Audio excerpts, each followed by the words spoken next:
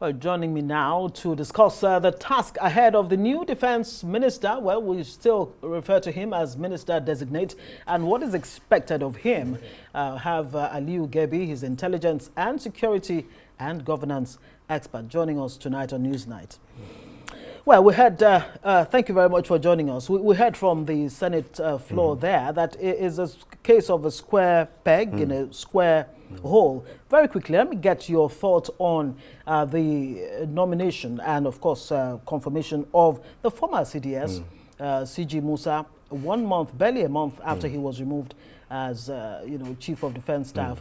Now he will be the Minister of Defense. Do you think this will actually bring better direction to the anti-terrorism efforts? No, certainly.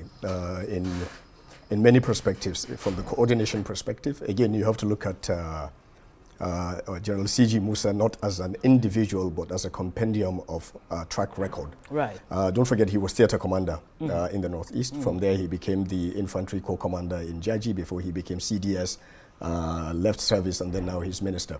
So that cohesion in terms of the track record, I think, will add value in terms of knowing what the problem was as an operational commander at the theater. Fighting with the troops, going back to Gebi as a infantry commander, and then coming as CDS. So I think he's gone full circle. So he understands what the tactical needs are, what the operational needs are, and then what the strategic needs are. It's a gargantuan task, but I think this is one of the best appointments so far in this administration. You can see how the entire country rallied behind one man, which shows that we are not as divided or as different as we like to think. Nigerians know and appreciate value and applaud when the right thing is done and celebrate someone who achieves organic success, not because they belong to this side or the other side. Or the other side, absolutely. Excellent. We can win this war, and that's according to the ex-CDS during his grilling there. Thankfully, it was not a bow and go situation. The president of the Senate insisted that, look, this is a very serious situation here, and we must ask the questions that we need to ask and get the questions or answers that we expect. I want to believe you watched, or at least you've read. Certainly. Right. Did you hear the right questions you wanted to hear? Were the answers inspiring? Number one, when you hear from the ex-CDS that we can win this war, but we need the support of everyone. What exactly do you think is needed for this Minister of Defense to succeed? Excellent. He needs the support of all Nigerians and the entire infrastructure of governance. So it's not just the legislators, the senators, grilling him, asking him questions. What will you do? What will you do? How can you assure us? He could ask him the same question. What would you do? How can you assure me? What would you do for the troops? What would you do for the defense infrastructure? What would you do? What would you do? What laws would you make? So I think we're beginning to see the evolution of perhaps a security sector reform. Maybe it's not cohesively pronounced, but we can see pockets of things changing, pointing in the right direction.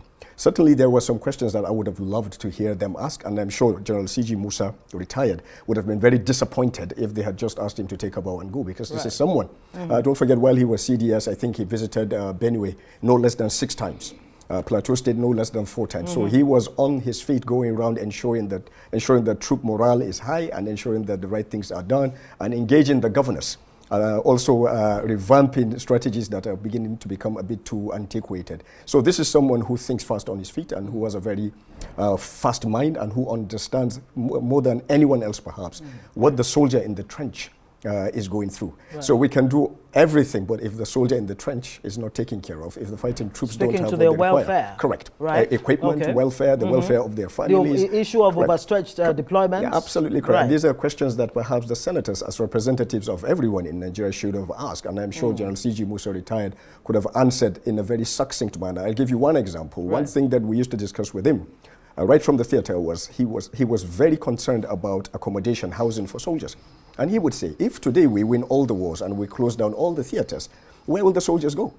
And then he became CDS, and I knew that was one of his own cardinal principles in terms of trying to make sure there's enough accommodation for soldiers as well as their families. So this is something that is extremely strategic. So now, as Minister of Defense, he has all that it takes to get it done, but he would need the legislature to ensure that they are partners in progress and this lofty, noble, timely intervention is executed. And there's political will to, execute on all the promises. One point raised by CG Musa, he advocated for a comprehensive national database to combat insecurity.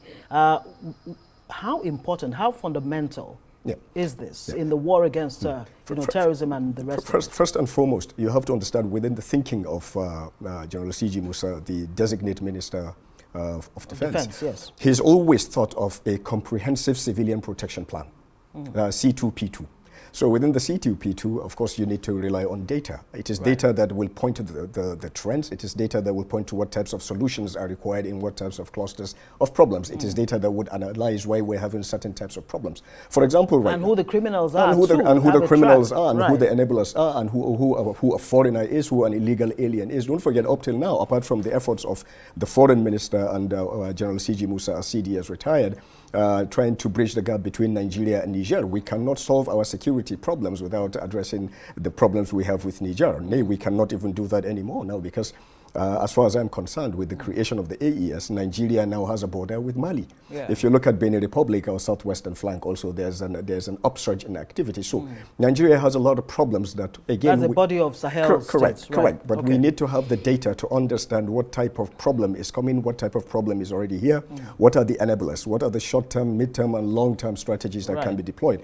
But we cannot take a strategic problem and give it an ad hoc solution. Sometimes we have these types of problems. Politicians, because they have a staying period of 4-year circle, they plan for 4 years, and that is tactical. But for the military, and now the position that Gebi Musa is occupying, he has to think strategically. So he has to think, in my opinion, and plan for at least for a generation. That's 25 years. Right. Now, he also made a point that, look, ransom payment must be stopped. Easier said than done, wouldn't you say? Oh, certainly. How do you ensure that Nigerians don't enable this thing that's become an industry as far as, kidnapping is concerned? What needs to be done? The answer is simple. People shouldn't be kidnapped. It's as simple as that. So how do you prevent people from being kidnapped? Excellent. Deploy a cohesive strategy. We like to say all of government, all of society. Yes. But I think it's just a cliche. I think we should have a more integrated approach with the society, and we should reward good behavior, and we should punish bad behavior. Right. And we should come up with a resolve. If we want to take out this cancer, let us resolve. We want to fight this cancer regardless the cost. We want to make sure that nobody will find the time or see it as an attractive venture to go and carry another Nigerian. What's the first assignment for the minister? To ensure that everyone that is in captivity is returned, and to ensure that no child is taken from any school ever again in Nigeria. Thank you very much. Aliyu Gebi is intelligence, security, governance expert, joining us tonight on News Night. Of course, we do wish the Defense Minister-designate all the best, and hope he gets all the support that he needs to execute this war against insecurity.